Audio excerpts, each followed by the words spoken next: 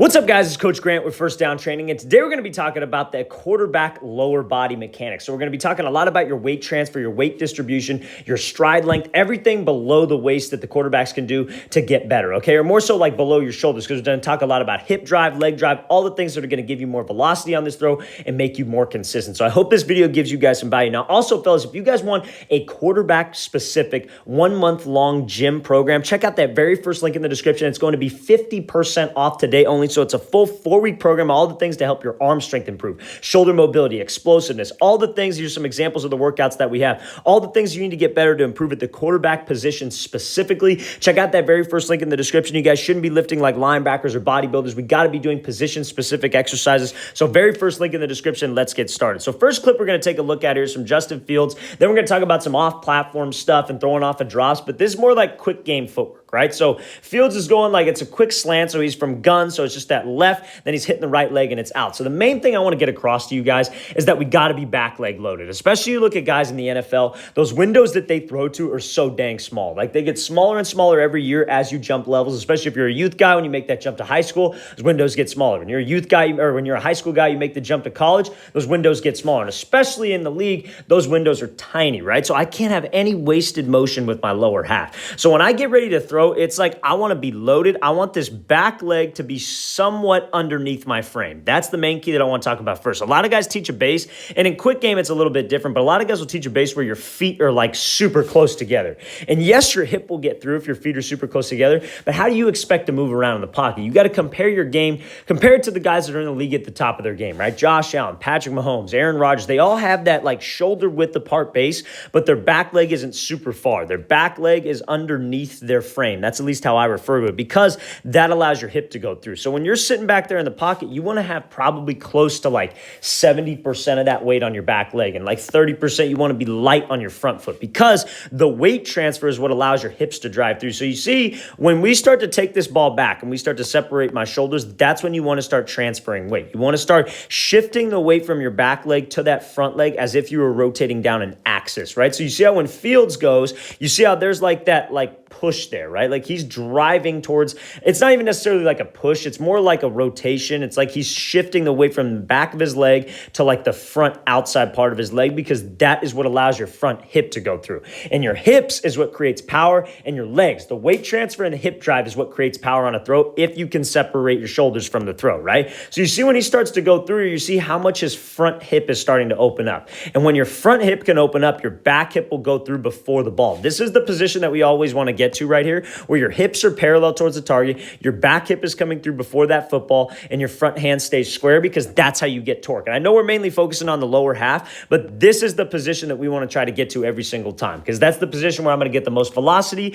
and have the most consistent release point, right? So now, this weight transfer right here, it's almost like a shift. Like you almost want to think of it like when I strike the ground, when I'm ready to go drive this thing, this foot's got to be under your frame, but I got to have that weight on the outside part of like almost the outside part of your back leg. You don't want to be super wide with your back foot like I was talking about, because then the weight's going to be on the inside part of your foot. And then when you try to drive, like you do kind of want the weight on the inside part of your foot, but you don't want it to be like outside your frame. You don't want your back foot to be way outside your frame, because when you try to drive, you're already going to have that weight on that front leg, which will restrict your front hip, and your front hip will start to lock out. And then we have all kinds of inconsistencies because my hips aren't rotating. So you're going to end up swinging your shoulder, swinging your elbow down, because that's the only way to get the ball through. Because as a quarterback, we're naturally rotational athletes. So we got to be able to rotate on what we do. And these other examples that I'm going to show you guys are going to make a lot more sense. I know this is a lot as well at first, but the main thing I want to get across is that it's a weight transfer. You're transferring that weight. You're transferring around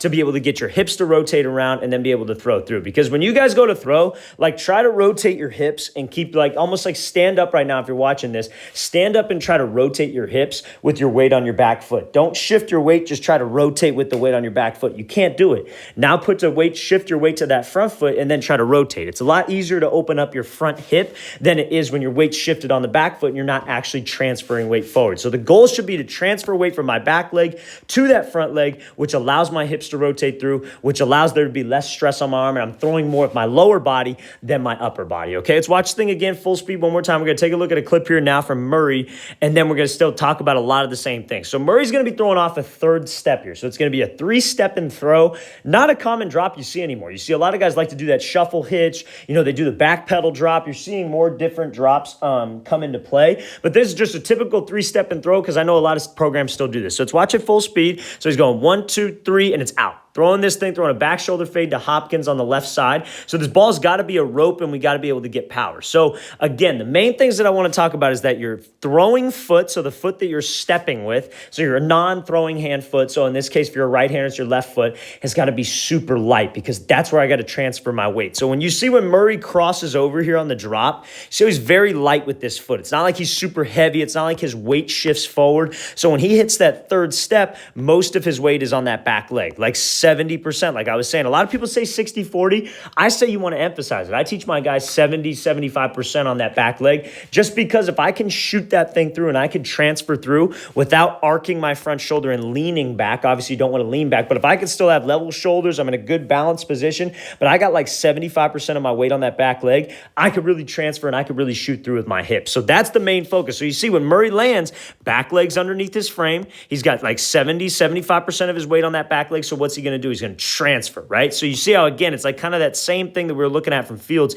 He's got that push. He's got that weight shift where he's shifting his weight to almost the outside part of that front leg. And you see what happens. His front hip starts to open up. Weight's getting on the back leg and his knee is shooting through. This is probably the reason why you don't want your back leg to be super far outside your frame, because your knee won't like shoot through almost. It won't look like, I compare it to boxers all the time. When you see boxers throw, they shoot their hip through. Like you're throwing a straight, you're throwing that backhand, you're shooting straight around and you're throwing that thing right down the pipe. Like it's almost like a linear force, right? So when guys drop back and they have like a super heavy front leg when they cross over and then their third step is way back here, you're going to leave this back foot behind. It's going to trail behind you because you don't have enough weight on it. You're not transferring enough weight. That weight is already on your front foot. And when that weight is already on your front foot, that's when you start to lean. That's when you start to pull that front elbow down, which affects that release point. But if I can transfer through and I can shift that weight to that front leg, that will allow my hips to come through. That will allow this back leg to come through. And then I can rotate through with my hips and it's much less effort on your arm. You don't put as much pressure on your arm, your elbow, your rotator cuff. All that stuff is not really necessarily in effect because you're throwing with your lower half. You're transferring your weight. You're letting your hips drive this ball. Okay, so this is a great mechanically sound throw here from Kyler Murray. Let's watch the thing again, full speed. Now we're going to be taking a look at a Mayfield throw this thing off platform. Same principles apply. So this is going to be like a hook replace concept here. So again, off platform is something that you see super commonly now. That's a great throw to Odell down the field. This is something that you see commonly worked by a lot of, you see quarterback coaches working this kind of stuff all the time. You see quarterbacks working these off platform awkward throws. So this type of a throw from Mayfield is called a hook replace. So he's going to hook the left foot. So you're going to hook the left foot in the direction of the throw. Then you're going to replace where your left foot was with your right foot. And now you're in a position to throw. So now let's talk about this. So even when I'm off platform, even when I'm not set on the ball, the same lower body mechanics apply. I want to be nice and light with my front foot. I want to be heavier with my back foot, like 70 to 75%, I would say. But you don't want to be leaned like back, like all the way over here where your front shoulder starts to point up in the air. But right here from Mayfield is a perfect spot because you look at his shoulder, back foot is just underneath his shoulder. But are his feet super close together? No. His base is still wide, but it's just that back foot stays loaded because that's where I could have that weight. Because when you guys are focused on transferring this weight through and you're focused on being like almost like linear, like you're rotating straight around, that's again what's going to get this hip to open up, and especially off platform, that's what we want to do. So you see when Mayfield goes to throw this thing, he's transferring weight. You see how that back leg isn't trailing way behind him. His front hip's able to open up. His back hip's able to come through before the ball. That's because of that weight transfer. That's because of that shift of that weight to the front leg. If he were to go like this and he were to hook replace and this step wasn't light, like let's say he hooks right here and his whole heel gets in the ground and he's super heavy and his weight's already forward, like his weight's shifted forward almost, like 60% on the front leg, and then his back leg has like 40%, he would be leaning way out of this throw. He'd be swinging way to the left on this thing because he has no hip drive. The hip drive is what you want to be able to get to. You want to pretend like there's a pole going down the middle of your back and you're trying to rotate around that pole. You're trying to rotate externally to get this ball through.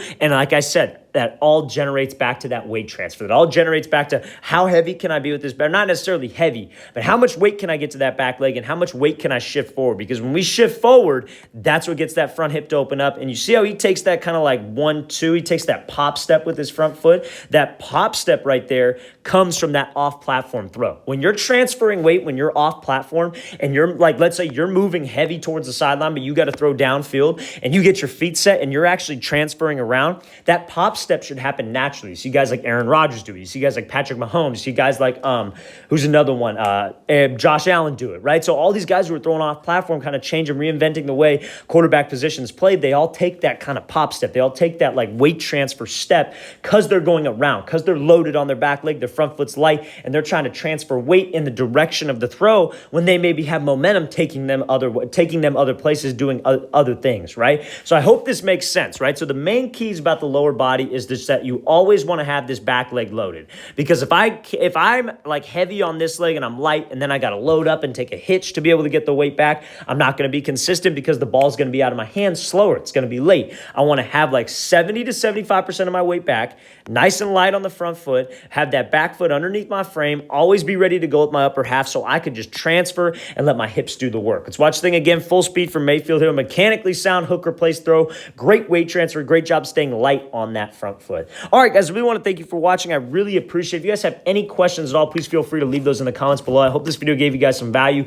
taught you some of the little details about throwing mechanics that go a long way. And also, again, fellas, if you guys want a 28-day quarterback-specific gym workout plan, all the exercises to improve your arm strength, shoulder mobility, flexibility, explosiveness, all on-field performance stuff that you guys can do, check out that very first link in the description. 50% off today only sale on our site. I'll see you guys next time.